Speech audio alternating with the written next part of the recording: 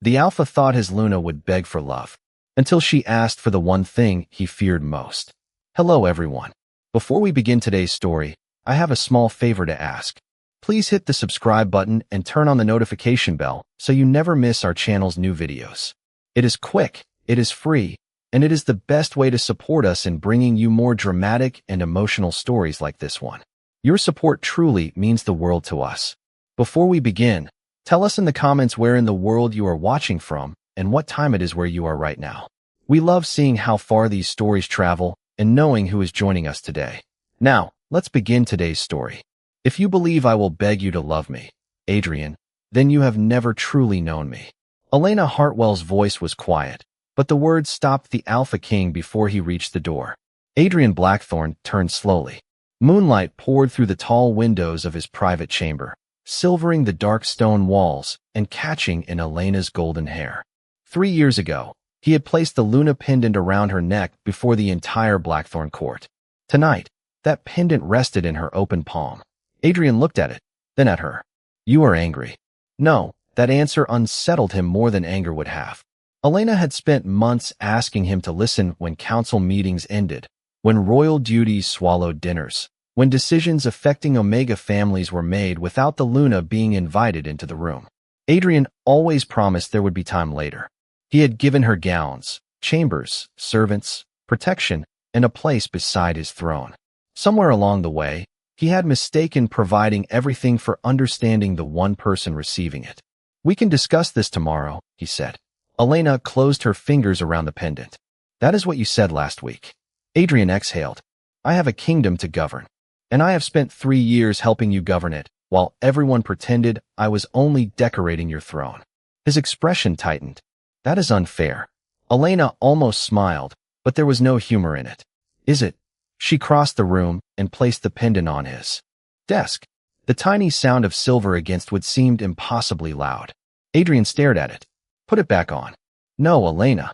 You keep waiting for me to become frightened enough to accept whatever you give me. She met his gray eyes. You think because I love you, I will always stay. Adrian certainly faltered. The bond between them was still there, warm beneath his ribs, familiar as his own heartbeat. He had trusted that bond more than he had trusted Elena's words. You are my Luna. That is a title. You are my mate. That is a bond. Her voice softened. Neither one answers whether I am still your choice when choosing me requires something from you. Adrian stepped closer, stopping several feet away. What do you want? For months, Elena had imagined this moment. She had thought her hands would shake. They did not. I want you to release me. The room seemed to lose every sound. Adrian's face changed. From the palace? From the bond. He stared at her. Elena continued before courage could become grief. Tomorrow morning, I am filing a petition for severance of the moon bond. Adrian went completely still. The ancient rite had not been requested by a royal Luna in centuries. You cannot mean that. I do. You would throw away what the moon goddess gave us. No, Adrian. I am asking whether something sacred can still be sacred when one person is afraid to leave. For the first time that night, fear entered the Alpha King's eyes. Elena saw it clearly. Not fear of scandal. Not fear of losing political stability. Something smaller and more human. If I release you, he said slowly, you could leave Blackthorne forever. Elena swallowed the ache rising in her throat. Yes. Adrian looked at the Luna pendant lying between them. Until that moment, he had believed Elena wanted him to prove how much he loved her. Now he understood what she was really asking him to prove. That his love could survive, giving her the freedom not to return. By sunrise, Elena had already signed the petition. She stood inside the royal council chamber beneath 7 narrow windows, while morning light stretched across the black stone floor. Adrian entered moments later with Chancellor Marcus Hale and 3 senior council members behind him. His expression revealed nothing, but Elena felt the tension in the bond between them, a quiet pressure beneath her ribs that had followed her from his chamber. Marcus placed the petition on the circular table. The request is valid under the old Moon Covenant statutes. Adrian remained standing. Those statutes have not been invoked in generations. Unused does not mean repealed, Your Majesty. Marcus opened an aging legal volume. A recognized Luna may request severance if she believes the mate bond has become an obligation rather than a freely chosen partnership. Adrian's eyes moved to Elena. And who decides whether she believes that? Marcus hesitated. She does. Silence settled over the chamber. Elena watched Adrian absorb the answer. He had spent his life in rooms where his word ended arguments. Now an ancient law had placed one decision completely beyond his authority. I will not approve it, he said. Elena had expected those words. Then deny it publicly. Adrian looked at her sharply. What? The statute requires a council hearing if the Alpha King refuses voluntary severance. Marcus slowly nodded. That is correct. Elena kept her voice steady. Tell the kingdom that its Luna asked for freedom and its king decided she was not allowed to have it. Something flickered across Adrian's face. You are making this sound like imprisonment. Then prove it is not. The words landed harder because Elena did not raise her voice. Adrian walked toward the window, his shoulders rigid beneath his dark coat. You know what this could do to Blackthorne? Every rival pack will hear that the royal bond is failing. I know. The council could fracture. Then perhaps the council was relying on the wrong thing to hold it together. Adrian turned. And what happens if the bond is severed and you regret it? Elena felt the question beneath the question. Then the regret will be mine. He stared at her for a long moment. Marcus cleared his throat. There is another requirement. He turned several pages. Before the hearing, the petitioner must complete 7 days of voluntary separation from the royal household. No Luna privileges, no ceremonial duties, and no private intervention from the Alpha. Adrian's jaw tightened. Where would she go? Anywhere within Blackthorne territory that she chooses. Elena answered before Marcus could. Moonridge. Adrian frowned. The village lay nearly 20 miles from the palace, beyond the eastern Pine Valley. Why there? Because they asked for help 3 months ago when their winter supply petition disappeared inside this council. Marcus lowered his gaze. Adrian looked toward the advisors. No one spoke. Elena understood immediately. He had never seen the request. Neither had she, because someone had decided Elena did not need to know. I will leave this afternoon, she said. Adrian stepped toward her. Elena, you do not have to turn 7 days of separation into exile. It is not exile if I chose the road. That stopped him. Hours later, Elena left Blackthorne Palace carrying one travel bag and wearing a simple gray coat instead of Luna silver. No royal carriage followed her. No guards announced her arrival when she reached Moonridge shortly before sunset. An elderly woman named Ruth Bennett opened the door of a modest guest house and stared in disbelief. My Lady Luna? Elena shook her head gently. For 7 days, just Elena. That night, while she helped Ruth sort winter supply records beside a small fireplace, something strange happened 60 feet away in the village square. The old moon lantern, dark for nearly 80 years, flickered once. Then again, a soft silver flame appeared behind its dusty glass. Back at Blackthorne Palace, Adrian stood alone before the eternal moon flame. For the first time in recorded memory, its brilliant silver light had begun to fade. By the third morning, Moonridge had stopped treating Elena like a royal visitor. Ruth handed her a stack of supply ledgers before breakfast. The village baker asked her to settle a disagreement over flour deliveries, and 2 Omega mothers waited outside the guest house because their children had been denied places in the regional school. Elena listened to each person without promising miracles. She asked questions, compared records, and discovered that most of Moonridge's problems were not caused by scarcity. They were caused by decisions made far away by people who never had to live with the consequences. The village had requested additional winter grain 4 times. Every request had reached the palace. None had reached Adrian's desk. Elena found the same pattern in the school records. Children from influential families received priority, while Omega children were quietly placed on waiting lists. Can you change it? One mother asked. Elena looked at the documents spread across Ruth's kitchen table. Once, she might have answered as Luna. Now she answered simply as herself. I can make sure the truth reaches someone who can. She prepared copies for the regional council and attached every rejected petition with dates and signatures. By afternoon, villagers had begun bringing other records. Elena realized how much trust could accomplish before authority ever entered the room. Meanwhile, 20 miles away, Adrian sat through a council session that felt strangely incomplete. Questions Elena normally anticipated remained unanswered. A dispute between 2 farming districts lasted nearly an hour because no one had gathered testimony from the families actually using the land. When Adrian finally asked who usually prepared those reports, Chancellor Marcus Hale hesitated. The Luna's office. Adrian looked toward Elena's empty chair. Her office has staff. They organize the documents, Marcus said carefully. Lady Elena was the one who spoke with the villages. Adrian said nothing. After the meeting, he entered her office for the first time in months. There were no jeweled decorations or ceremonial portraits. The shelves were filled with petitions, handwritten notes, school requests, harvest estimates, and letters from families Adrian had never heard of. On her desk sat a notebook divided by region. Moonridge occupied 12 pages. Adrian slowly understood that Elena had not been asking for a place in his government. She had already been governing beside him. He simply had not noticed because her work looked like listening instead of commanding. That evening, Marcus found him reading the final page. The eternal moon flame has weakened again, the Chancellor said. Adrian closed the notebook. And Moonridge? Marcus's expression changed. A messenger arrived an hour ago. Their moon lantern is burning. Adrian looked up. That lantern has been dead since my grandfather's reign. Yes. Marcus placed an old archive sheet beside Elena's notebook. There is another detail. 6 villages once had moon lanterns. All were extinguished within the same decade. Adrian studied the faded symbols. Why? The records do not say. At Moonridge, Elena knew nothing of the archive. She stood in the village square beneath falling snow while children gathered around the restored lantern. Its silver flame cast a gentle glow across their faces. Ruth approached and touched Elena's sleeve.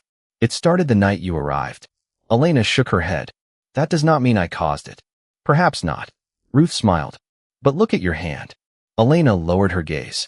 Beneath the skin of her wrist, a thin silver crescent had appeared. It glowed once in rhythm with the lantern, then faded. At that exact moment, deep inside Blackthorne Palace, the eternal moon flame dimmed until only a single silver spark remained. On the 4th day, Adrian stopped asking whether Elena would return and began asking what she had seen while she was gone. The distinction unsettled everyone in the council chamber, including Adrian himself.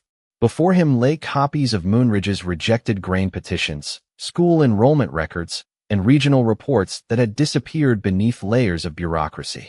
Who decided these did not deserve review? He asked. No one answered immediately.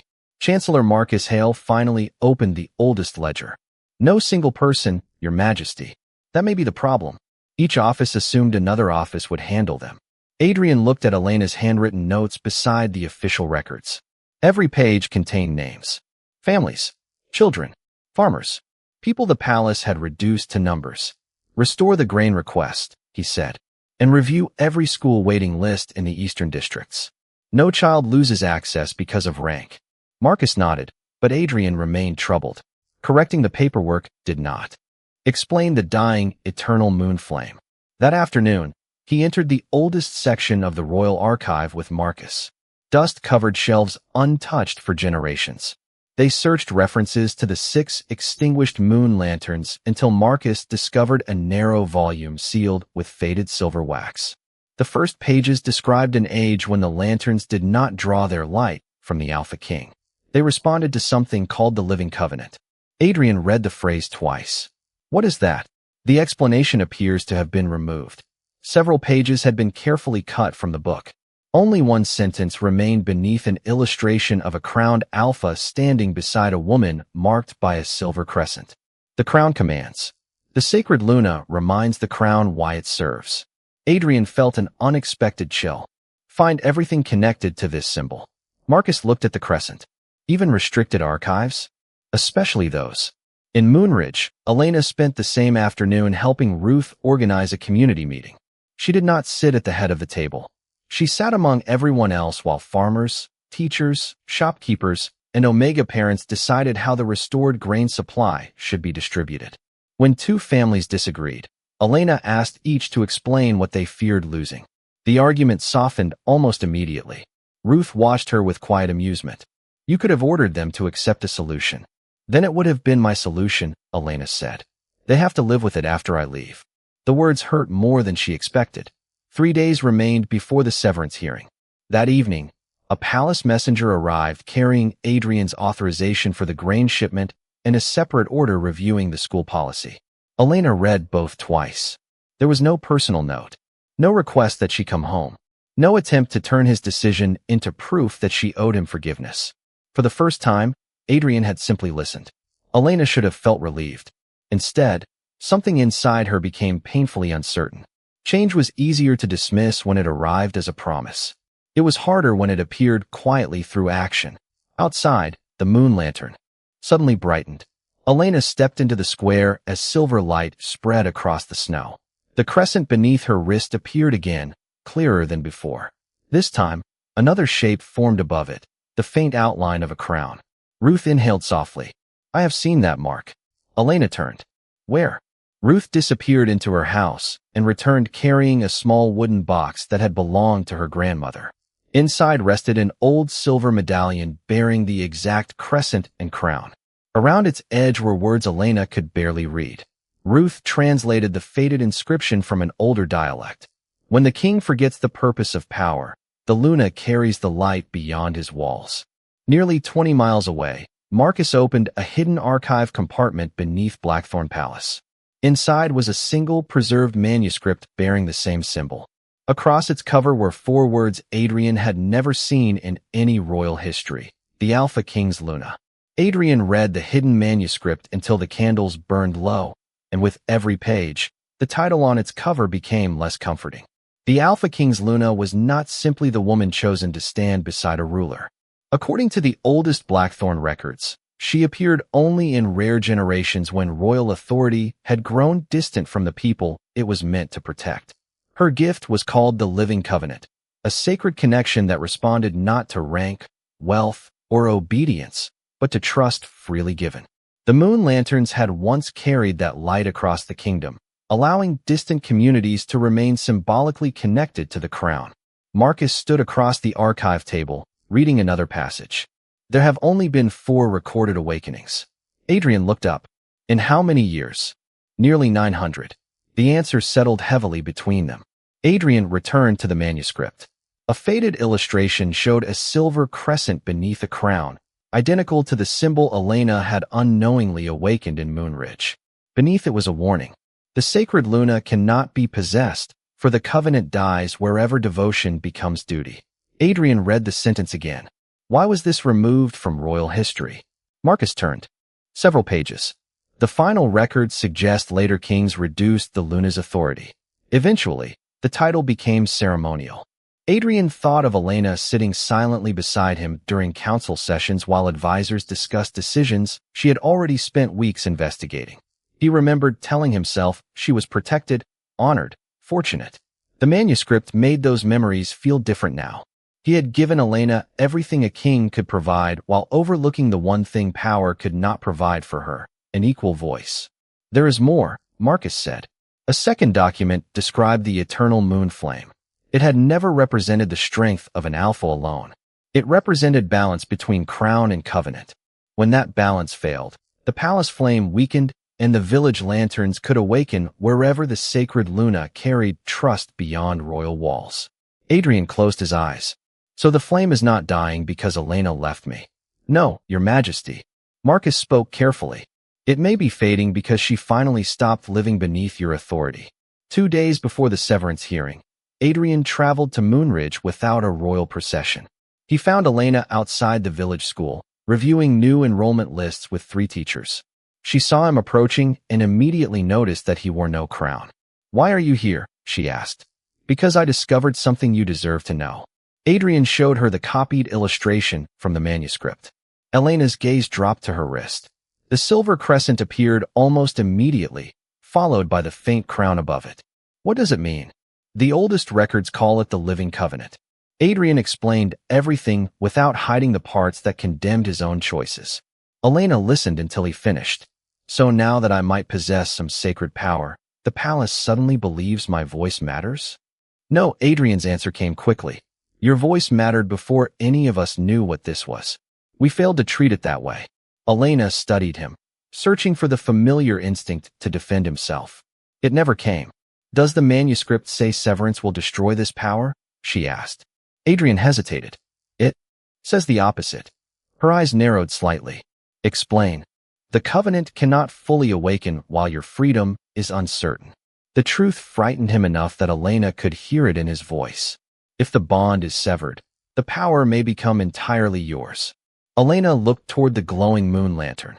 And you still came here to tell me? Keeping this from you would only prove I learned nothing. For several seconds, neither spoke. Adrian finally met her eyes. I thought losing the bond was what frightened me most. His voice softened. I was wrong. Elena waited. What frightens me is discovering that you may become everything you were meant to be only after you are free of me. The confession carried no demand for comfort. Elena felt the old ache inside her shift, not disappearing, but changing shape. Then come to the hearing, she said. Adrian's expression tightened. I intended to, not as the king trying to stop me. Elena held his gaze. Come as the man willing to hear my choice. Adrian looked at the silver mark glowing beneath her wrist. For once, he did not reach for it. I will.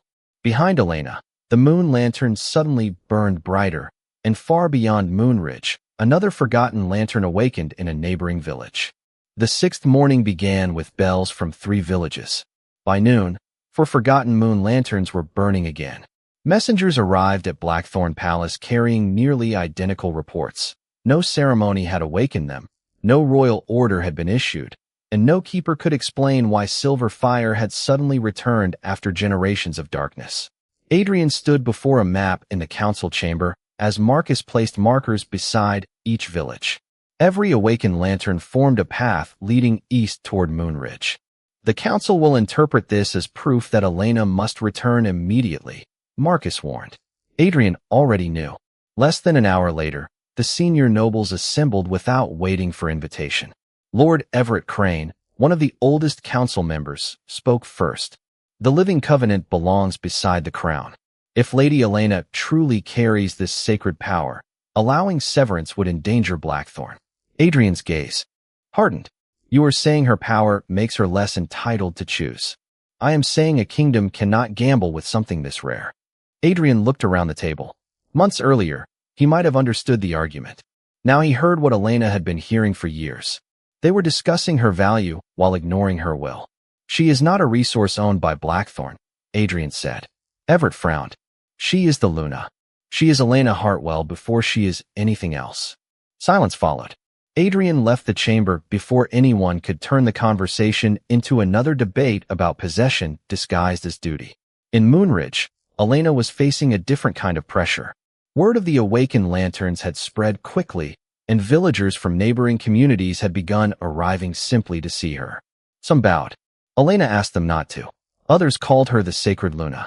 She corrected them gently. You do not know what I am yet. Neither do I. Ruth watched from the guest house doorway as Elena spent the afternoon speaking with families instead of accepting their praise. When evening came, Elena finally sat alone beside the village square. Adrian arrived shortly before sunset. This time, she was not surprised. The council knows, she said. Yes. They want you to stop the severance. Yes. Elena looked toward him. Do you? Adrian could have answered quickly. Instead, he sat on the opposite end of the wooden bench, leaving several feet between them. Part of me wants to ask you to stay every minute I am awake. Elena's expression softened, but she remained silent. But wanting you to stay and believing I have the right to keep you are not the same thing. The silver lantern flickered above them. That distinction came late, she said. I know. There was no defense in his voice. Why did you assume I would always come back? Adrian stared toward the snow-covered road. Because everyone always did. Elena waited. I became Alpha King young. People obeyed before I learned how to ask. They agreed before I learned how to listen. When you challenged me, I thought your anger would pass because everything else always bent around the crown. He looked at her. I confused obedience with loyalty, Elena. Then I confused your patience with certainty. She felt the truth of those words more deeply than any apology he had offered before. I did love you, she said quietly. Adrian's eyes lowered. Past tense. Elena breathed slowly. That is what I need the freedom to discover. Pain crossed his face, but he nodded. Then discover it. Elena looked at him in surprise. Adrian continued. Tomorrow, the council will ask me to invoke royal authority and deny your petition. And what will you do? I will refuse. Elena searched his face. Even if severance means the living covenant leaves the palace forever? Even then, The crescent beneath Elena's wrist began to glow. Adrian noticed, but did not move closer. "There is something else," he said. Marcus found a missing passage from the archive. The severance ceremony does not merely dissolve the bond. For an awakened Luna, it reveals whether the bond was sacred by destiny or sustained by obligation. Elena's breath caught. What happens if it was obligation? The connection disappears completely. And if it was sacred? Adrian looked toward the silver lantern. The manuscript does not say. Elena felt the night suddenly become colder. Tomorrow she would finally receive what she had asked for. Yet for the first time, neither of them knew whether severance would end their story or reveal what their bond had been meant to become. The royal council chamber had never felt so small. Elena stood at the center of the circular floor beneath the silver crest of Blackthorne, dressed not in ceremonial Luna robes, but in the simple gray coat she had worn in Moonridge. Adrian sat upon the raised royal seat, yet the distance between them felt greater than the 20 miles she had traveled that morning. Every senior council member was present. Marcus stood beside the ancient covenant ledger while Lord Everett Crane rose from his chair. "Before this hearing proceeds, I request that the Crown invoke the preservation statute." A murmur moved through the chamber. Elena remained still. Marcus looked toward Adrian. "The statute allows the Alpha King to suspend a severance when the council believes the kingdom faces extraordinary risk."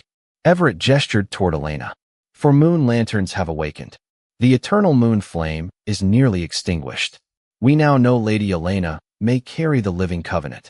Whatever disagreements exist between them, Blackthorne cannot surrender something sacred because of a private dispute." Elena felt the familiar coldness settle inside her. Something sacred, not someone. Adrian rose slowly. "You believe the living covenant belongs to the crown?" "Of course.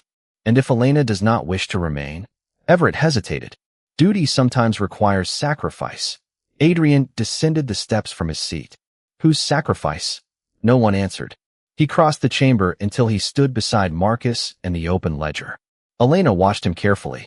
She had heard apologies before. She had heard promises made in quiet rooms where no one else could measure whether they were kept. This was different. Here stood every person whose approval had shaped Adrian since childhood. "The preservation statute exists," Adrian said, "and I have the authority to invoke it." Elena's heartbeat quickened despite everything she had prepared herself to accept. Everett visibly relaxed. Then Adrian reached for the royal seal. "But I will not." Silence struck the room. "Your Majesty," Everett began. Adrian lifted one hand. "If the living covenant requires Elena to remain here against her will, then it is not sacred. If Blackthorne can survive only by denying one woman the freedom our laws claim to protect, then the weakness belongs to the crown, not to her." Elena forgot to breathe. Adrian turned toward her, but he did not approach. "For 3 years, I believed being her mate gave me certainty. I believed being her king gave me responsibility for her choices. I was wrong about both." Everett stood again. "You could lose the covenant." Adrian looked directly at him. "Then we lose it." The words were simple. Their meaning was not. No kingdom has the right to call another person's captivity a blessing. Elena felt tears gather, but she refused to look away. Adrian placed the royal seal onto her petition. The sound was quiet, almost ordinary. Yet something deep beneath the palace seemed to answer. "Elena Hartwell's request for severance is approved," Adrian said. "Without condition." The silver crescent beneath Elena's wrist warmed instantly. Marcus stared toward the chamber doors. Beyond them, bells began ringing across the palace courtyard. A messenger hurried inside, breathless with disbelief. "Your Majesty, another moon lantern has awakened." Everett looked stunned. "Where?" "Blackthorne City." Adrian's gaze shifted toward Elena. She understood the significance immediately. The lanterns were not moving away from the crown. They were responding to the choice Adrian had just made. Marcus looked down at the ancient ledger as faint silver lettering appeared across a page that had been blank moments before. "There is new writing." Everyone gathered closer except Elena and Adrian, who remained facing one another across the chamber. Marcus read aloud.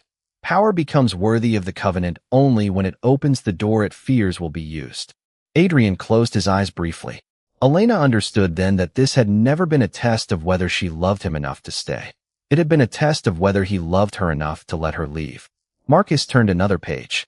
"The severance ceremony begins at moonrise." Adrian looked at Elena. Fear remained in his eyes, but there was no command behind it now. You are free to choose. Elena touched the fading bond beneath her ribs. Not yet. Outside, the fifth moon lantern burned silver against the morning sky. Tonight, when the bond was finally broken, Elena would discover what remained when destiny could no longer make the choice for either of them. At moonrise, Elena entered the ancient moon sanctuary beneath Blackthorne Palace without wearing the Luna pendant. For the first time in 3 years, nothing on her body identified her as Adrian's mate, his Luna, or a woman belonging to the crown. Adrian waited beside the eternal moon flame, dressed simply in black, without his ceremonial crown. Marcus stood near the sanctuary entrance holding the restored covenant manuscript, but even he seemed reluctant to disturb the silence. 6 stone pillars surrounded a circular silver floor, each carved with the symbol of a forgotten moon lantern. 5 now glowed faintly. The 6th remained dark. Elena stopped across from Adrian. The bond beneath her ribs felt stronger than ever, as if it understood that its final moment had arrived. Marcus opened the manuscript. The rite requires no promise and no declaration of loyalty. Both must enter freely, and neither may interrupt once severance begins. Adrian nodded. Elena did the same. Marcus placed an ancient silver medallion at the center of the floor. Elena Hartwell, do you still request release from the moon bond? Adrian's breathing changed, barely enough for anyone else to notice. Elena noticed. She had always noticed. I do. Marcus turned toward Adrian. Adrian Blackthorne, do you grant that request without condition, command, or expectation of return? Adrian looked at Elena. The fear she had seen in his chamber 7 nights earlier was still there, but something else stood beside it now. Acceptance. I do. The medallion brightened. Warmth moved beneath Elena's skin, beginning at her wrist and traveling toward her heart. For one breath, memories rushed through her. Adrian placing the Luna pendant around her neck. Their first winter at Blackthorne, quiet breakfast before duty consumed their days, arguments left unfinished, apologies offered too late, and all the moments she had loved him while slowly becoming invisible beside him. Then the bond loosened. Elena inhaled sharply. There was no pain, only an unfamiliar emptiness, like entering a room after music had stopped. Across from her, Adrian closed his eyes. She knew he felt it too. The invisible thread that had connected them for years disappeared completely. The eternal moon flame went dark. Marcus whispered, "It is done." Adrian opened his eyes. For several seconds, no one moved. Elena searched inside herself for the familiar awareness of him. Nothing answered. She was free, truly free. Adrian lowered his gaze, and although grief crossed his face, he did not reach for her. "You can go," he said softly. Elena took 1 step backward. Then the sanctuary trembled with a low, resonant sound, like distant bells carried through stone. The crescent on Elena's wrist burst into silver light. Above it, the faint crown became clear, but instead of joining the crescent, it settled inside its curve. 1 pillar awakened, then another. Silver light raced around the sanctuary until all 6 symbols burned brightly. Marcus stared at the manuscript. New words appeared across the ancient page. "The covenant does not awaken through the bond," he read. "It awakens through the choice made after the bond is gone." Elena looked at Adrian. He appeared as stunned as she felt. Suddenly, the eternal moon flame returned, brighter than before, sending silver light upward through the sanctuary. Yet the light did not gather around Adrian. It gathered around Elena. The floor beneath her revealed lines hidden for centuries, forming a map far larger than Blackthorne. 6 distant symbols appeared beyond the kingdom's borders. Marcus turned the manuscript with trembling hands. "These are not villages." Adrian stepped closer to the map, but stopped before reaching Elena. "What are they?" Marcus studied the ancient markings. "Sanctuaries." Elena stared at the 6 points scattered across unknown territories. "There are others?" Marcus shook his head slowly. "Not according to any history we have." Another sentence appeared beneath the map. Marcus read it twice before speaking. "When the Alpha King releases what he cannot rightfully possess, the Luna becomes keeper of the covenant by her own will." Elena's silver mark brightened. Adrian looked at her, understanding before anyone said it aloud. She had not lost her sacred calling when their mate bond ended. She had finally inherited it. And whatever Elena chose next would no longer be destiny speaking for her. By morning, Elena understood that freedom did not feel like triumph. It felt quiet. She woke in the Luna wing for the final time and realized there was no invisible thread telling her where Adrian was, no warmth beneath her ribs answering his presence somewhere beyond the walls. For years, she had wondered which feelings belonged to her and which belonged to the bond. Now every emotion was unmistakably her own. She still cared for him. That truth surprised her less than the fact that she no longer feared it. When Elena entered the council chamber, Adrian was already standing beside the circular table. He had ordered the Luna chair removed from its old position beside his throne and placed among the council seats instead.